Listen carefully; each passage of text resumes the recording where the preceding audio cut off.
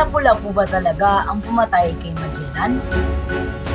Hindi tiyak kung si Lapu-Lapu mismo ang pumatay kay Ferdinand Magellan, ngunit malinaw na sa tala ng kasaysayan na siya ang matapang na pinuno ng mga mandirigmang Pilipino sa makasaysayang labanan sa Mactan noong Abril 27, 1521. Isang sagupaan na humantong sa pagkamatay ng kilalang Portuges na manlalakbay. Ayon sa salaysay ni Antonio Pigafetta, ang opisyal na tagapagtala ng ekspedisyon ni Magellan, si Magellan ay nasawi matapos tamaan ng pana at palibutan ng mga mandirigmang katutubo.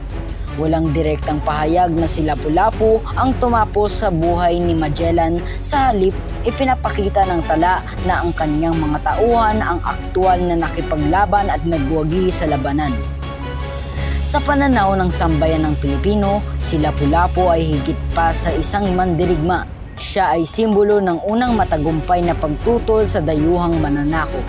Bagamat hindi siya ang literal na pumatay kay Magellan, ang kanyang pamumuno at paninindigan ang naging susi sa tagumpay ng mga katutubo.